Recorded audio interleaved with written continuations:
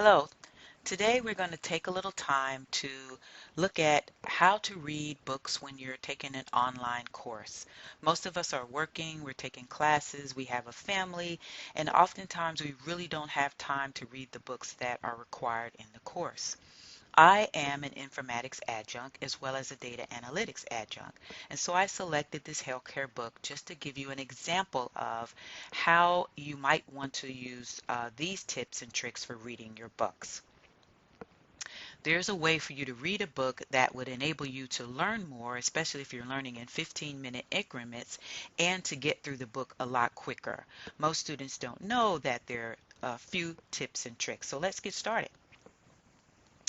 As you go through the book, you'll see that there are a number of things that you can do and you can use to help you work through the book.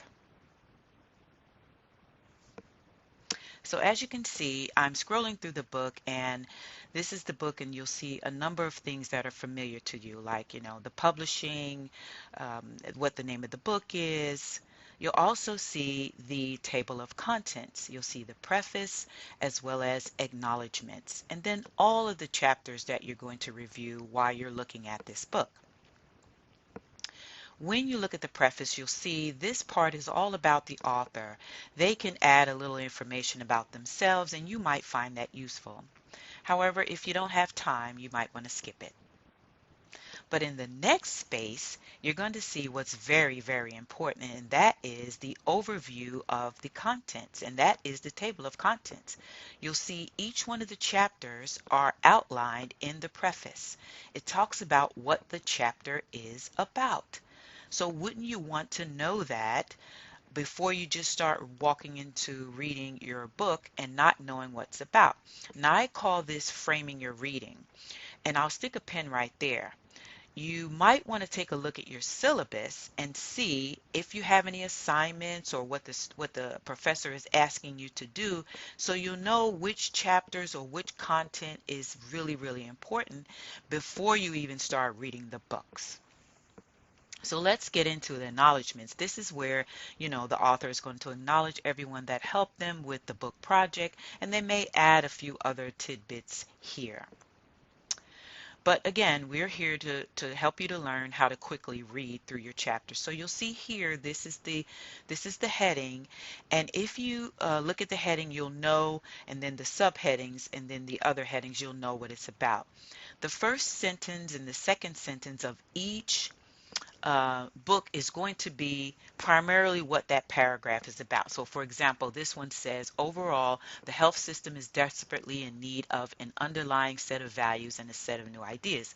That doesn't really tell you too much, but if you move on to the next place, oh, I think I'm reading chapter 2. Sorry about that. This one talks about U.S. economy. So you also see healthcare reform in Washington unravel. And so this is important. So then you can go to the last sentence in the paragraph, and that's going to be your transition sentence, and that'll help you understand what's next. So what am I saying here? I'm saying that the first sentence and the last sentence are typically what's important in each paragraph. And if you understand that, you may not have to delve into the middle or the center of the paragraph, because that's typically where you find the examples or comparing and contrasting, or whatever prose that the author is using. So I find when I read the first sentence of each paragraph, I can ask myself, do I know anything about this, or is this important? And then from there, instead of just starting reading everything. And then once you get this system down and you're doing it, over and over, it's going to become a habit to you. And so you'll automatically look at the first sentence. Sometime you might have to go to the second one, and then you'll go to the last sentence in the paragraph to transition. So then you look at your subheadings. So again, I'm going to stick a pin here. If your syllabus says that you have an assignment talking about the visions and values in the 1990s, you might want to know this is some space that you might want to pay particular attention to. So again, reading the syllabus ahead of time and not just looking at it and, throwing it to the side. There's valuable information, and having this information can frame how you're studying and frame how you read. So that's definitely one of the things that you want to do. So the other thing you could do is you could take some time and you can jot down some notes if you are a note taker, but you could also do another thing, and that is you could record.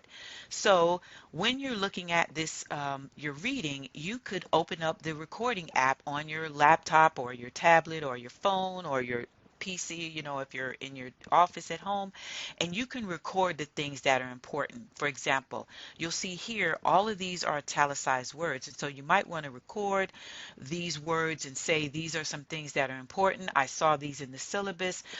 They're listed on page 3, and so then you'll know where to go back to when you're writing or you're thinking about what you need to do for your assignment, or if you have a discussion group. And we all hate discussions, and I'm a professor, and I know students hate discussions, but it's the number one way for you to kind of really learn and give back what you're learning. So again, I want to reiterate the 15-minute increment learning. So when you sit down and you're reading this chapter 1, and you're going through using these tips I'm telling you, you want to do these things in 15-minute increments, because we all know that after 15 minutes, your mind is going to start to wander. Um, and so, you'll be thinking about the football game or your clothes, your outfit, what you're going to do. So you'll record whatever you need to record. And then when you stop, you'll be able to give it a name, rename it, say chapter 1, chapter 2, and these are the words. This is why this is important. And then you can make sure that you rename it so that you'll know what it is when you need to use it the next time. And so this is where you might put, my readings from chapter 1, and, if it's important or if it's not important, whatever naming nomenclature that you want, that's what you can do. Okay? So let's move on. So now you can look at your subheadings and you look at all the italicized words. You can list them in your recording, and you can go through and you'll see all the subheadings. Again, making sure that you're reading the first sentence of each paragraph, transitioning to the last sentence. Here you'll see a number of bullets. You might think that that is important, keeping in mind what you read in your syllabus as it related to your assignments, whatever you have to write, if you're doing, what the midterm is going to be like, the final is going to be like, whatever discussions. Have all that before you so that you know what's important when you're reading. Again, sticking to the 15 minutes, and you can do it. I mean, if you look at the first chapter and you don't finish in the first 15 minutes, just jotting down that framing, then you can stop and pause and go back later on. Sometimes, for me, when I'm reading, it takes a little while for me to digest, so I might not make any notes up front. But when I'm done and I let it digest, I might be sipping a cup of coffee.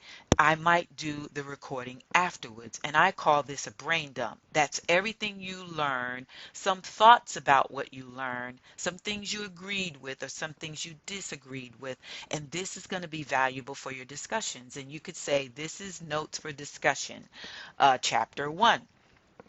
And you'll have it all right there. Now, if you're not at a laptop or a PC, you could do this on your phone.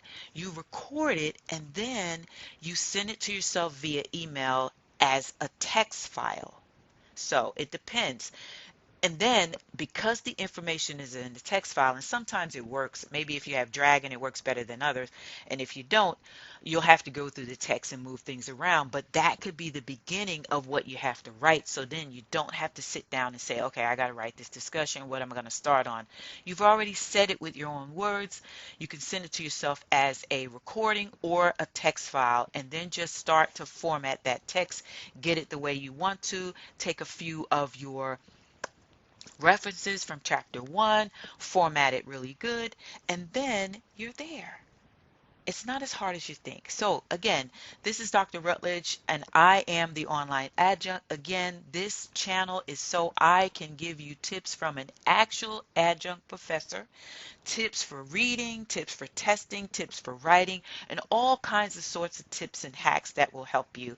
So if you enjoyed this, please subscribe to my channel, hit the notification bell so you get your new information as it comes out. I hope you find this valuable. Take care now.